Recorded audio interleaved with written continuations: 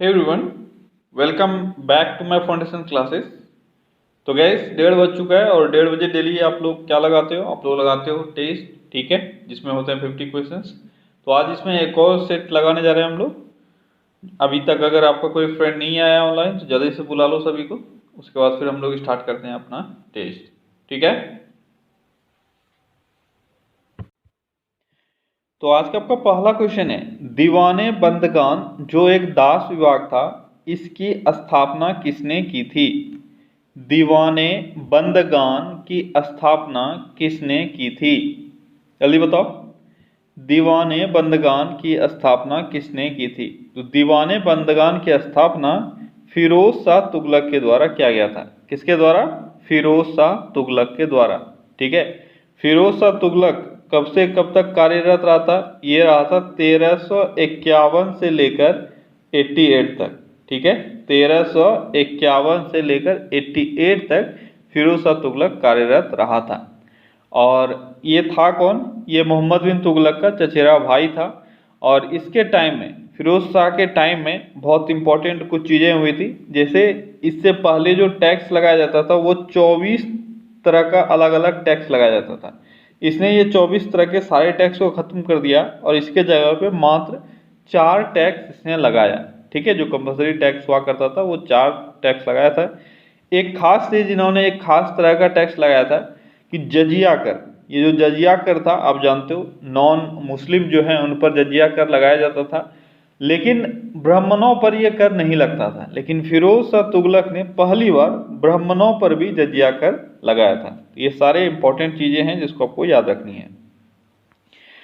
अगला क्वेश्चन है, सल्तनत काल में मुसलमानों से वसूला जाने वाला कर क्या कहलाता था? सल्तनत काल में मुसलमानों से वसूला जाने वाला कर क्या कहलाता था? जल्दी बताओ, क्या होगा सही आंसर? आपका सही आंसर होगा वो है उस्र, ठीक है। अब बहुत सारे बच्चों ने जजिया कर दिया होगा। देखो तुम लोग यहीं पे गलत करते हो, एग्जाम में क्वेश्चन ढंग से पढ़ते नहीं हो। देखो यहाँ पे क्या है, मुसलमानों से वसूला जाने वाला कर। अभी ऊपर ही मैंने बताया था कि जजिया कर जो था वह गैर मुसलमानों से वसूला जाता था। यहाँ पे मुसलमानों से वसूला जाने वाला कर है, इसको कहा जाता था उस्र, ठीक है। अगला क्वेश्चन है, कबीर दास से संबंधित निम्न कथनों पर विचार करें और बताएं कौन सा कथन सही है। तो कबीर दास से रिलेटेड आपको 4 स्टेटमेंट दिया हुआ है, इसमें से बताना है कौन कौन सा सही है। पहला है, कबीर का जन्म एक ब्राह्मण स्त्री के गर्भ से वाराणसी में हुआ था। दूसरा है, कबीर का पालन पोषण नीरू और उसकी पत्नी नीमा द्वारा किया गया था, जो जात से जुलाहा थे। तीसरा है, कबीर मूर्ति पूजा में विश्वास करते थे। चौथा है, कबीर बहुईश्वरवाद में विश्वास रखते थे। अब बताओ इसमें से कौन कौन सा स्टेटमेंट सही है? जल्दी बताओ, कौन कौन सा स्टेटमेंट इसमें सही है? कबीर से रिलेटेड कौन सा स्टेटमेंट सही है? इसमें आपका पहला स्टेटमेंट और दूसरा स्टेटमेंट सही है, तीसरा और चौथा स्टेटमेंट गलत है। पहला क्या है, कबीर का जन्म ब्राह्मण स्त्री के गर्भ से वाराणसी में हुआ था, बिल्कुल सही है। एक विधवा ब्राह्मण थी, उसके गर्भ से हुआ था और उसने शायद इसको कहीं पे छोड़ दिया था ऐसे ही, ठीक है। तो वो जो छोड़ा हुआ बच्चा था उसको फिर नीरू और उसकी पत्नी नीमा ने देखा, जो जात से जुलाहा थे और प्रोफेशन से वो लोग सिलाई का काम करते थे। उन्होंने देखा तो वो लोग उठा के ले गए उस बच्चे को और फिर उसका पालन पोषण किया। तो पहला स्टेटमेंट भी सही हो गया, दूसरा स्टेटमेंट भी सही हो गया।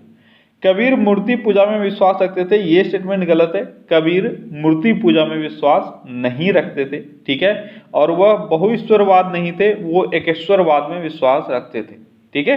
ये दोनों स्टेटमेंट आपका गलत हो गया, लेकिन सही क्या है वो आपको याद रहना चाहिए, ठीक है। और अगर कबीर से पूछा जाए तो किस भक्ति से ये जुड़े थे, ये निर्गुण भक्ति से जुड़े थे। किससे जुड़े थे? निर्गुण भक्ति से जुड़े थे। और इनका जो उपदेश है, कबीर का जो उपदेश है, उसका संकलन किया गया है किस बुक में? तो बीजक, बीजक नाम के बुक में इनके उपदेशों का संकलन किया गया है, ये याद रखना। ये इनके एक शिष्य धर्मदास के द्वारा किया गया है, ठीक है। अगला क्वेश्चन है, गुरु नानक के पिता का नाम क्या था? गुरु नानक के पिता का नाम क्या था? तो गुरु नानक के पिता का नाम था मेहता कालू। क्या नाम था? मेहता कालू था गुरु नानक के पिता का नाम। अगला क्वेश्चन है, लॉर्ड कॉर्नवालिस दूसरी बार कब गवर्नर जनरल बने थे? लॉर्ड कॉर्नवालिस दूसरी बार गवर्नर जनरल कब बने थे? कब बने थे? जल्दी से आंसर करो। कब बने थे? ये बने थे 1805 में। ठीक है, पहली बार लॉर्ड कॉर्नवालिस कब बने थे? ये बने थे 1786 में और 93 तक ये रहे थे। 1786 से 93 तक पहली बार ये रहे हुए थे। दूसरी बार 1805 में बने, लेकिन इसके बाद इनकी मृत्यु हो गई, जिसके कारण से इनको इनका जो पद है वो खत्म हो गया। तो 1805 में ही ये बने थे। क्लियर है? अच्छा, अगर इनका मृत्यु हो गया तो इसके बाद कौन बना था, ये भी आपसे पूछा जा सकता है। तो 1805 में फिर जॉर्ज वार्लो आया था। कौन आया था? जॉर्ज वार्लो, जो 1805 से लेकर 7 तक रहा था। ठीक है। अच्छा, अगर हम लोग कॉर्नवालिस का बात करेंगे तो कॉर्नवालिस कोड बहुत ही इंपॉर्टेंट है। आपको पता है कब दिया है कॉर्नवालिस ने कॉर्नवालिस कोड? तो कॉर्नवालिस कोड 1793 ईस्वी में दिया था। कब दिया था? 1793 में कॉर्नवालिस कोड दिया था। अच्छा, कॉर्नवालिस को और किस नाम से जाना जाता है? Father of civil services. ठीक है, सिविल सर्विसेज के लिए इन्होंने बहुत कुछ किया है, तो इनको फादर ऑफ सिविल सर्विसेज के रूप में भी जाना जाता है। और इन्होंने कलेक्टर का जो पद होता है उसका जो पावर होता है वो बहुत अधिक बढ़ा दिया था। मतलब बहुत अधिक पावर इन्होंने कलेक्टर के हाथों में दे दिया था। ठीक है। और अगर अस्थाई बंदोबस्त का बात करेंगे तो वो भी इन्होंने ही चालू किया था, कॉर्नवालिस ने ही। 1793 में अस्थाई बंदोबस्त भी इन्होंने चालू किया था। ये 2-3 चीजें हैं जिसको आपको याद रखना है। अगला क्वेश्चन है, अथर्ववेद का ब्राह्मण ग्रंथ कौन है? अथर्ववेद का ब्राह्मण ग्रंथ कौन है? तो अथर्ववेद का ब्राह्मण ग्रंथ कौन सा है? यह है आपका गोपद। कौन सा है अथर्ववेद का ब्राह्मण ग्रंथ? गोपद। ठीक है। और ऐतरेय और कौस्तुकी ऋग्वेद का है, ये मैंने आपको बताया हुआ था, आपको याद भी रखना है। अगला क्वेश्चन है, बाबर से संबंधित निम्न कथनों पर विचार करें और बताएं कौन सा कथन सही है। अच्छा, बाबर से रिलेटेड आपको 4 स्टेटमेंट दिया हुआ है, जल्दी से पढ़ो और बताओ कौन सा स्टेटमेंट सही है। ठीक है, चलो क्या क्या है स्टेटमेंट। पहला स्टेटमेंट है, बाबर के बचपन का नाम जहीरुद्दीन मोहम्मद था। दूसरा है, बाबर का जन्म 14 फरवरी 1483 ईस्वी को फरगाना में हुआ था। तीसरा है, बाबर ने अपने पिता की ओर से चंगेज खां का वंशज तथा माता की ओर से तैमूर का वंशज था। और बाबर ने भारत पर 5 बार आक्रमण किया और प्रथम आक्रमण 1519 ईस्वी में किया। अब आपको बताना है कौन सा इसमें स्टेटमेंट सही है। जल्दी से बताओ क्या होगा सही आंसर? क्या होगा सही आंसर? तो आई होप कि आप सबों ने कर लिया। क्या है सही आंसर? सही आंसर है बी। ठीक है, पहला स्टेटमेंट, बाबर के बचपन का नाम जहीरुद्दीन मोहम्मद था, बिल्कुल सही है। बाबर के बचपन का नाम जहीरुद्दीन मोहम्मद ही था। दूसरा स्टेटमेंट है, इसका जन्म 14 फरवरी 1483 को फरगाना में हुआ था। ये भी सही है, 14 फरवरी 1483 को बाबर का जन्म हुआ था। और ये डेट इंपॉर्टेंट है, याद रखना, कई बार सिर्फ बाबर का जन्म कब हुआ था ये आपसे पूछा गया है। ठीक है। तीसरा स्टेटमेंट है, बाबर अपने पिता की ओर से चंगेज खां का वंशज और माता की ओर से तैमूर का वंशज था। ये स्टेटमेंट गलत है, क्योंकि ये अपने पिता की ओर से तैमूर खान का वंशज था और माता की ओर से किसका? चंगेज खां का। ठीक है, इसको कंफ्यूज मत करो, इसको याद रखना, पिता की ओर से तैमूर का वंशज और माता की ओर से चंगेज का वंशज। तो यहाँ पे दोनों को उलट दिया गया है। ठीक है, इसलिए तीसरा स्टेटमेंट गलत है। चौथा है, बाबर ने भारत पर 5 बार आक्रमण किया था और प्रथम आक्रमण 1519 ईस्वी में किया था। ये भी सही स्टेटमेंट है। ठीक है, इसने 5 बार आक्रमण किया था और जो प्रथम आक्रमण था वो 1519 में इसने किया था। ठीक है, यूसुफजाई जाति के विरुद्ध इसने ये 1519 वाला आक्रमण किया था। उसके बाद इसने कई बार आक्रमण किया, फिर 24 में एक बार किया था। दौलत खां लोधी इसको बुलाया था 24 में आक्रमण करने के लिए। ठीक है, ये इसका चौथा था। उसके बाद 25 में इसने 5वां किया। ठीक है, जिसमें दौलत खां को ही हटाया गया था। उसके बाद 26 में फाइनली जो पानीपत की लड़ाई हुई थी वो हुआ 21 अप्रैल 1526 को। और उसके बाद क्या हुआ ये आप सभी जान ही रहे हो। अगला क्वेश्चन है, 27वें संविधान संशोधन अधिनियम 2003 द्वारा निर्वाचन क्षेत्रों के परिसीमन का आधार किस जनगणना को निश्चित किया गया था? 87वें संविधान संशोधन अधिनियम 2003 द्वारा निर्वाचन क्षेत्रों के परिसीमन का आधार किस जनगणना को निश्चित किया गया था? जल्दी बताओ कौन सा वो जनगणना है? वो जनगणना है 2001 का। ठीक है, 2003 का जो निर्वाचन क्षेत्रों का जो परिसीमन है, जो उसका दायरा है, उसका आधार बनाया गया था 2001 के जनगणना को। अगला क्वेश्चन है, डैश जीव के स्वाद कार्यों का नुकसान है, खासकर मिठास, खट्टे, कड़वाहट, नमकीनता एक्सेट्रा। यानी स्वाद का उसमें पता नहीं चल पाता है, ये एक बीमारी है, ठीक है। आपको ये बताना है वो कौन सा है, तो वह है एग्वेशिया। क्या है नाम उसका? उसका नाम है एग्वेशिया, जिसमें टेस्ट का पता नहीं चलता है। तो इसमें और भी आपको दिख रहा है एनोसेमिया। ये एनोसेमिया क्या है? एनोसेमिया है इसमें सेंट जो आपको आता है, ऑर्डर, ठीक है, जो स्मेल आता है आपको, सेंट नहीं स्मेल, तो ये स्मेल का लॉस है। अगर स्मेल नहीं आता तो ये है एनोसेमिया, ठीक है। और एजीसिया अभी मैंने बताया, इसमें स्वाद नहीं आता है, टेस्ट का ये है। उसके बाद एनोरेक्सिया है। एनोरेक्सिया किस चीज़ का होता है, किसी को पता है? तो एनोरेक्सिया है ये आपका जो खाने का डिसऑर्डर है वो है, ईटिंग डिसऑर्डर इसको बोलते हैं, ठीक है। उसके बाद डायलेक्सिया है, तो ये तो आपने पहले भी बहुत बार पढ़ा होगा। डायलेक्सिया ये क्या है, किसी को पता है? जल्दी बताओ। तो ये लर्निंग डिसऑर्डर है। डायलेक्सिया एक तरह की बीमारी है जो बच्चे सीख नहीं पाते हैं जल्दी, उसको डायलेक्सिया बोलते हैं, ठीक है, लर्निंग डिसऑर्डर। क्लियर है? अगला क्वेश्चन है, संविधान का कौन सा अनुच्छेद संघ लोक सेवा आयोग से संबंधित है? संविधान का कौन सा अनुच्छेद संघ लोक सेवा आयोग से संबंधित है? तो यह है अनुच्छेद 315। क्लियर है, इसमें डाउट नहीं होना चाहिए। अगला क्वेश्चन है, निम्न में से कौन जायद फसल नहीं है? अब यह भी एक अच्छा क्वेश्चन है, देखने में सिंपल सा, लेकिन आपको फंसाने वाला क्वेश्चन है। तो जायद फसल कौन सा नहीं है? अब देखो, जायद फसल के बारे में आप सभी जान रहे हो। जायद फसल में जो जनरली जो भी सब्जियां हैं वो उगाई जाती है, ठीक है। अब यहाँ पे आपको दिख रहा है मटर, उड़द, मूंग और तारबूज। तो तारबूज तो आप कंफर्म हो ये जायद फसल है, लेकिन ये तीनों आपको कंफ्यूज करेगा और करना भी चाहिए, इसलिए आपको यहाँ पे सीख लेना है ये सही आंसर इसका क्या है। इसका सही आंसर है मटर।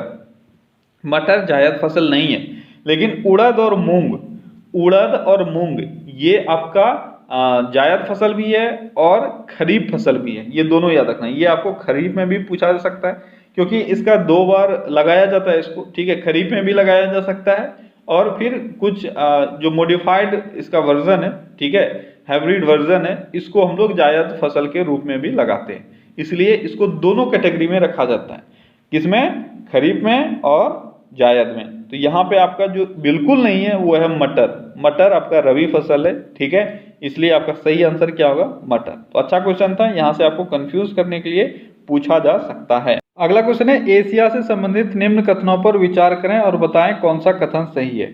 एशिया से संबंधित आपको 4 स्टेटमेंट दिया हुआ है, जल्दी जल्दी पढ़ो। पहला स्टेटमेंट क्या है? एशिया में विश्व के संपूर्ण जनसंख्या का लगभग 30% जनसंख्या एशिया में निवास करती है। दूसरा है, क्षेत्रफल की दृष्टि से एशिया का सबसे छोटा देश मालदीव है। तीसरा है, एशिया का सबसे बड़ा झरना चाइना में स्थित है। चौथा है, एशिया में विश्व का सर्वाधिक ऊंचा पर्वत शिखर है जिसकी ऊंचाई 8850 है। जल्दी बताओ क्या होगा आपका सही आंसर। तो आपका जो कोड है उसका नीचे दिया हुआ है, यहाँ से आप निकालो सही आंसर क्या होगा। जल्दी बताओ क्या होगा सही आंसर। देखो, विश्व में जितना जनसंख्या है उसका लगभग 30% एशिया में निवास कैसे करेगी? 30 से कहीं ज़्यादा होगा, क्योंकि भारत का ही अगर बात करोगे लगभग 17.5% जो जनसंख्या है वो भारत में निवास करती है विश्व का। और चाइना में यहाँ से ज़्यादा है, तो मैं अगर मोटा मोटा 20% भी मान लूँ, ठीक है, 20 या 22% है, एग्जैक्टली मुझे याद नहीं है चाइना का। अगर 20% भी मान लो, फिर भी ये 30 से ज़्यादा है, तो ऑब्वियस है और भी देश हैं एशिया में, तो सबको मिला के 30% तो कहीं ज़्यादा होगा। ये लगभग 60% जनसंख्या यहाँ पे निवास करती है। दूसरा है, क्षेत्रफल की दृष्टि से सबसे छोटा देश जो है वो मालदीव जरूर है एशिया का। तीसरा है, एशिया का सबसे बड़ा झरना चाइना में स्थित है। ये स्टेटमेंट भी सही है, एशिया का सबसे बड़ा झरना जो है वो चाइना में स्थित है, और शायद होंगसू जलप्रपात जो है वही सबसे बड़ा झरना है एशिया का। और चौथा है, एशिया में विश्व का सर्वाधिक ऊंचा पर्वत शिखर भी है, माउंट एवरेस्ट, ठीक है, उसकी ऊंचाई 8850 है। ये स्टेटमेंट भी आपका सही है। तो आपका सही आंसर हो जाएगा 2, 3 और 4। क्लियर है? अगला क्वेश्चन है, झिल्लीदार गर्दन यानी वेब्ड नेक किसका अभिलक्षण है? वेब्ड नेक किसका अभिलक्षण है? तो ये टर्नर सिंड्रोम या टर्नर संलक्षण का अभिलक्षण है। टर्नर सिंड्रोम का अभिलक्षण है वेब्ड नेक। अगला क्वेश्चन है, निम्नलिखित में से क्या भारत के कुछ हिस्सों में पीने के पानी में प्रदूषण के रूप में पाया जा सकता है। तो पीने के पानी में प्रदूषण के रूप में क्या क्या मिल सकता है आपको भारत में? आर्सेनिक, सर्बिटोल, फ्लोराइड, फॉर्मल्डिहाइड और यूरेनियम। इसमें से आपको बताना है भारत में आपको क्या क्या मिल सकता है।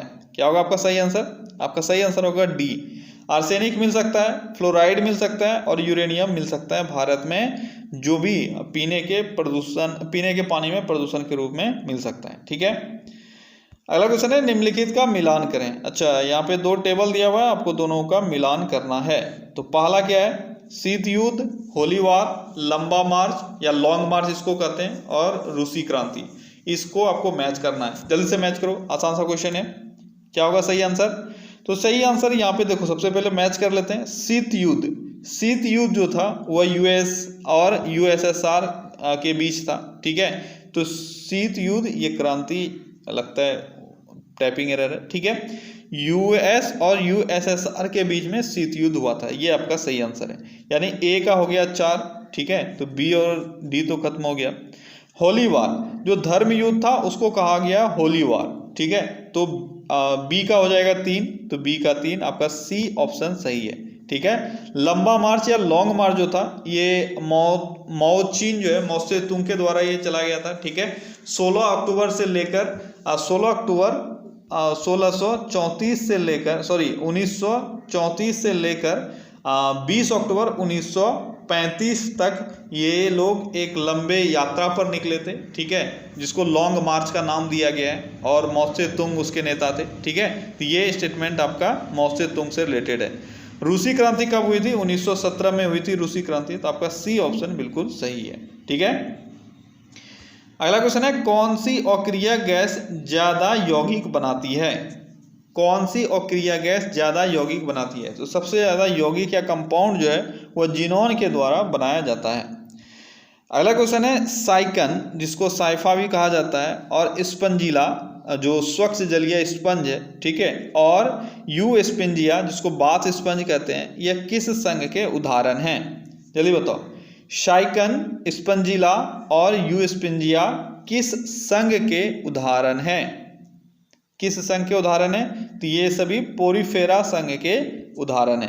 ठीक है, अगला क्वेश्चन है पृथ्वी के केंद्र में पाया जाने वाला चुंबकीय पदार्थ डैश है। अब देखो, चुंबकीय पदार्थ डाल के आपको कंफ्यूज किया गया है, जल्दी से आंसर करो क्या है? तो सही आंसर है आपका वो है निकल। ठीक है, आप जानते हो नीफे। ठीक है, नीफे पाया जाता है पृथ्वी के केंद्र में, यानी क्रोड में। ठीक है, या कोर में नीफे पाया जाता है, जिसमें नी होता है निकल और एफ होता है फेरस यानी आयन। ठीक है, तो यहाँ पे आपका आयन तो है नहीं, तो आपका सही आंसर हो जाएगा निकल। ठीक है, निकल लगभग 20% पाया जाता है, और आयन जो है यह लगभग 80% पाया जाता है पृथ्वी के केंद्र में, जहाँ का टेम्परेचर लगभग 2500 डिग्री सेल्सियस होता है। अगला क्वेश्चन है यूरोप की सबसे लंबी नदी कौन सी है? यूरोप की सबसे लंबी नदी कौन सी है? यूरोप की सबसे लंबी नदी है वोल्गा नदी। कौन सी है? वोल्गा नदी, जो वेस्टर्न रूस के तरफ से बहती है। ठीक है, अगला क्वेश्चन है निम्न में से कौन सा शहरों का तथा उनके साथ प्रतिष्ठानों से संबंधित व्यक्तियों के गलत जोड़े बनाए गए हैं? अच्छा, शहरों और उनके साथ प्रतिष्ठानों से संबंधित व्यक्तियों का गलत मैच कौन सा किया हुआ है, ये आपको बताना है। क्या होगा सही आंसर? तो पौंडीचेरी फ्रांसिस मार्टिन, दूसरा है अहमदाबाद अहमद शाह, तीसरा है मद्रास फ्रांसिस डे, और चौथा है कोलकाता रॉबर्ट क्लाइव। तो आपका सही आंसर है रॉबर्ट क्लाइव। ठीक है, आप जानते हो इन सभी शहरों को बसाने में हेल्प किया है, लेकिन कलकत्ता जो है यह चारनॉक के द्वारा बसाया गया था, और यहाँ पे रॉबर्ट क्लाइव दिया हुआ है, इसलिए आपका ये गलत हो जाएगा। ठीक है, अगला क्वेश्चन है गोरुमारा राष्ट्रीय उद्यान भारत के किस राज्य में स्थित है? गोरुमारा राष्ट्रीय उद्यान कहाँ स्थित है? गोरुमारा राष्ट्रीय उद्यान पश्चिम बंगाल में स्थित है। अगला क्वेश्चन है ग्रेट इंडियन बस्टर्ड अभ्यारण्य भारत के किस राज्य में स्थित है? ग्रेट इंडियन बस्टर्ड अभ्यारण्य कहाँ स्थित है? ये महाराष्ट्र में स्थित है, महाराष्ट्र के सोलापुर में ये स्थित है। अगला क्वेश्चन है निम्नलिखित किस आंदोलन के साथ संबंधित थे? अच्छा, कौन किस आंदोलन के साथ संबंधित थे ये आपको बताना है। सबसे पहले विनोबा भावे, फिर है मेघा पाटकर, फिर है सुंदरलाल बहुगुणा, तीसरा है जयप्रकाश नारायण। तो आज आपका दो मैच द फॉलोइंग आ गया, जल्दी से आंसर करो। लेकिन आसान है, ये बेहद आसान है, आप सभी जान रहे हो, इसमें से जो भी हैं सारे को आप जान रहे हो। जल्दी से बताओ क्या होगा सही आंसर। तो सही आंसर यहाँ पे क्या होगा, चलो मैच करते हैं। विनोबा भावे किससे संबंधित है? विनोबा भावे भूदान से संबंधित हैं। मेघा पाटकर जो है ये नर्मदा बचाओ से संबंधित है। सुंदरलाल बहुगुणा चिपको से संबंधित है। और जयप्रकाश नारायण संपूर्ण क्रांति से संबंधित है। आपका सही ऑप्शन हो जाएगा बी। बिना टाइम वेस्ट किए आगे बढ़ते हैं। अगला क्वेश्चन है इके बाना किसका जापानी रूप है? एक जापानी रूप है इके बाना, बहुत बार आपके एग्जाम में ये क्वेश्चन आया है। आप बताओ किस चीज का ये जापानी रूप है? ये फूलों की सजावट का एक जापानी रूप है। अगला क्वेश्चन है भारतीय पेट्रोलियम संस्थान निम्नलिखित में कहाँ स्थित है? निम्नलिखित में से कहाँ पर स्थित है? भारतीय पेट्रोलियम संस्थान कहाँ स्थित है? तो भारतीय पेट्रोलियम संस्थान देहरादून में स्थित है। और इसका जो एस्टेब्लिशमेंट है वह हुआ था 1960 में। ठीक है। अगला क्वेश्चन है वाटरलू कहाँ स्थित है? वाटरलू कहाँ स्थित है? तो वाटरलू बेल्जियम में स्थित है। वाटरलू का युद्ध जो 1815 में हुआ था, बहुत ही इंपॉर्टेंट युद्ध था। ठीक है। और ये कहाँ स्थित है? ये बेल्जियम में स्थित है। अगला क्वेश्चन है ताशकंद शहर कहाँ स्थित है? ताशकंद शहर कहाँ स्थित है? तो ताशकंद शहर जो है वह उज्बेकिस्तान में स्थित है। कहाँ स्थित है? उज्बेकिस्तान में। बहुत सारे बच्चे इसमें रूस मार देते हैं। ठीक है, क्योंकि रूस ने ये जो अरेंजमेंट है वो करवाया था, ताशकंद समझौता जो हुआ था। ठीक है, लेकिन वो ताशकंद शहर उज्बेकिस्तान में, पहले वह यूएसएसआर का हिस्सा था जब आप लोग पढ़ते थे, लेकिन ये एग्जैक्टली अगर पूछा जाए कहाँ है, उज्बेकिस्तान में है। ठीक है। अगला क्वेश्चन है नए भारत का पैगंबर किसे कहा जाता है? नए भारत का पैगंबर किसको कहा जाता है? तो ये है राजा राम मोहन राय, जिनको नए भारत का पैगंबर कहा जाता है। अगला क्वेश्चन है शाह परमाणु भौतिकी संस्थान कहाँ स्थित है? शाह परमाणु भौतिकी संस्थान, Shah institute of nuclear science कहाँ स्थित है? जल्दी बताओ कहाँ स्थित है? तो ये स्थित है कोलकाता में। ठीक है, Shah institute of nuclear science ये कोलकाता में स्थित है। और अगला क्वेश्चन क्या है? अगला क्वेश्चन है वायुसेना एकेडमी कहाँ स्थित है? वायुसेना एकेडमी कहाँ स्थित है? तो वायुसेना एकेडमी हैदराबाद में स्थित है। और ये कब बना था? ये 1969 में बना था। और ऑपरेशनल ये कब से हुआ? तो ऑपरेशनल 1971 में हुआ था। ठीक है, ये दोनों चीज़ों को आपको याद रखना है कि कब इसका एस्टेब्लिशमेंट हुआ 1969 में, लेकिन ऑपरेशनल ये 1971 से हुआ। तो दोनों तरह के क्वेश्चन आपसे बन सकते हैं। अगला क्वेश्चन है किस भारतीय राजनेता ने निम्नलिखित जादुई शब्द कहे थे? कई वर्ष पहले नियति के साथ हमारी भेंट हुई थी और अब समय आ गया है कि हम अपने वायदे को पूरा करें। ये स्टेटमेंट किसका है? जल्दी बताओ किसने दिया था ये स्टेटमेंट? तो ये स्टेटमेंट दिया गया था जवाहरलाल नेहरू के द्वारा। ठीक है। अगला क्वेश्चन है किस शहर को बिग एप्पल भी कहा जाता है? बिग एप्पल के उपनाम से किस शहर को हम लोग जानते हैं? किस शहर को? तो न्यूयॉर्क को, जो यूएसए स्थित शहर है, इसको हम लोग बिग एप्पल के उपनाम से जानते हैं। अगला क्वेश्चन है बिहार का मुगल साम्राज्य के प्रांत के रूप में गठन कब हुआ? बिहार का मुगल साम्राज्य के प्रांत के रूप में गठन 1580 ईस्वी में हुआ था। अगला क्वेश्चन है बिहार में विश्वविद्यालयों की संख्या है। तो बिहार में विश्वविद्यालय यानी यूनिवर्सिटीज़ का संख्या टोटल कितना है? यहाँ पे आपसे क्लियर नहीं किया गया है। आपका सरकारी पूछा जा रहा है, प्राइवेट पूछा जा रहा है, सेंट्रल पूछा जा रहा है, स्टेट पूछा जा रहा है। ये सारे अलग अलग यूनिवर्सिटीज़ होते हैं और बिहार में इसकी संख्या जो टोटल है वो है 29। ठीक है। अगर अलग अलग से मैं बताऊं तो स्टेट यूनिवर्सिटी कितना है? स्टेट यूनिवर्सिटी है 17। ठीक है। एक है आपका IIT का। ठीक है, IIT का एक है। और फिर अगर सेंट्रल यूनिवर्सिटी का बात करें, सेंट्रल यूनिवर्सिटी है यहाँ पे टोटल 4। जो अभी है मैं उसका बता रहा हूँ, जो होने वाला है मैं उसका नहीं बता रहा हूँ। ठीक है, कुछ संभावित भी है, यानी कुछ प्रपोज्ड है जो होने वाला है आगे के समय में, लेकिन अभी फिलहाल 4 ही है। डीम्ड यूनिवर्सिटी कितना है? तो डीम्ड यूनिवर्सिटी है 2। और प्राइवेट यूनिवर्सिटी कितना है? प्राइवेट यूनिवर्सिटी है 5। और भी कुछ यूनिवर्सिटी है जो बन रहे हैं, आगे के कुछ सालों में आपका वो भी इंक्लूड हो जाएगा। तो टोटल अगर जोड़ोगे तो कितना हो जाएगा? 17 1 18, 18 4 22, 22 2 24 और 24 5 29, यानी टोटल यूनिवर्सिटी यहाँ पे 29 अभी कार्यरत है। अगला क्वेश्चन है बिहार में सबसे कम वर्षा वाला जिला है। तो बिहार में सबसे कम वर्षा वाला जिला कौन सा है? तो यह है औरंगाबाद, जहां सबसे कम वर्षा होती है। ठीक है। अगला क्वेश्चन है, फरवरी 2020 में भारत की पैरा ओलंपिक समिति का अध्यक्ष किसे चुना गया है? तो भारत का पैरा ओलंपिक समिति का अध्यक्ष अभी कौन है? कौन है? यह है दीपा मलिक। कौन है? दीपा मलिक हैं भारत की पैरा ओलंपिक समिति के अभी वर्तमान अध्यक्ष। अगला क्वेश्चन है, गोपाल बागले को किस देश में भारत का उच्चायुक्त नियुक्त किया गया है? गोपाल बागले, जल्दी बताओ।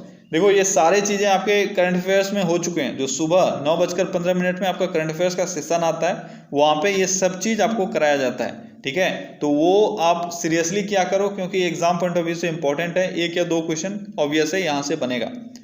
तो गोपाल बागले को किस देश में भारत का उच्चायुक्त नियुक्त किया गया है? तो कौन सा देश है वो देश है श्रीलंका, जहां पे इनको हाई कमीशन नियुक्त किया गया है। अगला क्वेश्चन है, तटीय सुरक्षा पर जागरूकता फैलाने और सुंदरबन डेल्टा जल में नौवहन जटिलताओं को समझने के लिए भारतीय नौसेना द्वारा निम्नलिखित में से कौन सा अभ्यास किया गया था? जल्दी बताओ। अच्छा क्वेश्चन है, कौन सा अभ्यास है? वो अभ्यास था मतला अभ्यास। ठीक है। अगला क्वेश्चन है, किस देश ने 80 ट्रिलियन मानक क्यूबिक फीट गैस वाले प्राकृतिक गैस क्षेत्र की खोज की है? 80 ट्रिलियन मानक क्यूबिक फीट गैस वाले प्राकृतिक गैस क्षेत्र की खोज की है। आपको ये बताना है किस देश ने। कौन सा देश है? ये देश है यूएई, बहुत चर्चे में रहा था। अगला क्वेश्चन है, दंत शोध के क्षेत्र में प्रतिष्ठित IADR फेलोशिप से सम्मानित होने वाली पहली भारतीय कौन है? IADR से सम्मानित होने वाली पहली भारतीय कौन है? दंत शोध के क्षेत्र में कौन भारतीय है? वो भारतीय हैं डॉक्टर साइमा यूनुस खान। कौन है? साइमा यूनुस खान। ठीक है। अगला क्वेश्चन है, कोल इंडिया लिमिटेड के अध्यक्ष और प्रबंध निदेशक कौन है? वर्तमान में कोल इंडिया लिमिटेड के अध्यक्ष और प्रबंध निदेशक कौन है? कौन है? यह है प्रमोद अग्रवाल। अगला क्वेश्चन है, निम्नलिखित में से कौन देश की ऊर्जा सुरक्षा प्राप्त करने के उद्देश्य से अगले कुछ वर्षों में CNG सहित 1 लाख हरित वाहन बेचेगा? जो भी ग्रीन व्हीकल्स हैं, CNG सहित 1 लाख ग्रीन व्हीकल्स कौन बेचेगा? कौन सा कंपनी है वो कंपनी है मारुति सुजुकी। लेकिन ये कोविड-19 के बाद क्या होगा ये कोई नहीं जानता है, ये इससे पहले का अनाउंसमेंट है। अगला क्वेश्चन है, फरवरी 2020 में जसवंत सिंह कंवल का निधन हो गया। किस वर्ष में उन्हें साहित्य अकादमी पुरस्कार मिला था? जसवंत सिंह कंवल को साहित्य अकादमी पुरस्कार कब दिया गया था? कब दिया गया था? यह दिया गया था 1998 में, और इनका हाल ही में अभी निधन हो गया। अगला क्वेश्चन है, डिज्नी का नया ओवर द टॉप स्ट्रीमिंग सेवा डिज्नी प्लस को आधिकारिक तौर पर भारत में मार्च 2020 में लॉन्च किया गया। सेवा डैश के साथ साझेदारी में शुरू की गई है। डिज्नी प्लस जो है वह किसके साथ साझेदारी में भारत में लॉन्च किया गया है? तो कौन है वो है हॉटस्टार। ठीक है, हॉटस्टार के साथ समझौता किया गया है। किसके द्वारा? तो डिज्नी के द्वारा, और इसने ओवर द टॉप स्ट्रीमिंग सेवा जिसका नाम है डिज्नी प्लस, इसको शुरू किया है आधिकारिक तौर पर भारत में। अगला क्वेश्चन है, निम्नलिखित में से किसने फरवरी 2020 में परिष्कृत विश्लेषणात्मक और तकनीकी सहायता संस्थान नामक एक अनूठी योजना शुरू की है? बेहद इंपॉर्टेंट क्वेश्चन है, और यहाँ से साथी का फुल फॉर्म आपके लिए बहुत जरूरी है।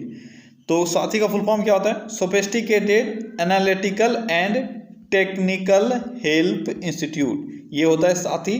क्या होता है? Sophisticated analytical and technical help institute, ये साथी का फुल फॉर्म है। इंग्लिश में ही आपको याद रखना है, और या नहीं तो हिंदी में भी रख सकते हो, लेकिन हिंदी में एग्जाम में आने का चांस कम रहता है, इंग्लिश में ही आपका आएगा। और किसके द्वारा ये शुरू किया गया है? ये विज्ञान और प्रौद्योगिकी विभाग, ठीक है, विज्ञान और प्रौद्योगिकी विभाग यानी साइंस एंड टेक्नोलॉजी डिपार्टमेंट के द्वारा ये शुरू किया गया है। अगला क्वेश्चन है, फरवरी 2020 में निम्न में से किस हवाई अड्डे को अत्याधुनिक लाइन बैगेज स्क्रीनिंग सिस्टम मिला है? तो किस हवाई अड्डे को अत्याधुनिक लाइन बैगेज जो स्क्रीनिंग सिस्टम है वो मिला है? तो वो है आपका कौन सा? वो है डाबोलिम हवाई अड्डा, जो गोवा में स्थित हवाई अड्डा है। ठीक है। अगला क्वेश्चन है, थिरुवल्ला की हीलिंग क्राइस्ट प्रतिमा, ठीक है, थिरुवल्ला की हीलिंग क्राइस्ट प्रतिमा जो केरल में स्थित है, इसने वर्ल्ड रिकॉर्ड्स की यूनिवर्सल रिकॉर्ड्स फोरम बुक में प्रवेश किया है। आपको बताना है इस मूर्ति की लंबाई क्या है। तो इस मूर्ति की लंबाई कितनी है? ये है लगभग 368 सेंटीमीटर। कितना है? 368 सेंटीमीटर। अगला क्वेश्चन है, दहानू के पास वधावन में एक नया प्रमुख बंदरगाह स्थापित करने के लिए केंद्रीय मंत्रिमंडल ने किस राज्य में सैद्धांतिक मंजूरी दी है? बेहद इंपॉर्टेंट क्वेश्चन है, एग्जाम में यहाँ से क्वेश्चन बनेगा। क्या होगा सही आंसर? आपका सही आंसर होगा महाराष्ट्र। ठीक है, ये वधावन जो एक बंदरगाह है वो बनाया जा रहा है, वो कहाँ बनाया जा रहा है? ये महाराष्ट्र में बनाया जा रहा है। ठीक है, अगला क्वेश्चन है, फरवरी 2020 में पहली भारत अफ्रीका रक्षा सम्मेलन कहाँ आयोजित किया गया था? भारत अफ्रीका रक्षा सम्मेलन फरवरी 2020 में आयोजित हुआ था। आपको बताना है कहाँ आयोजित हुआ था।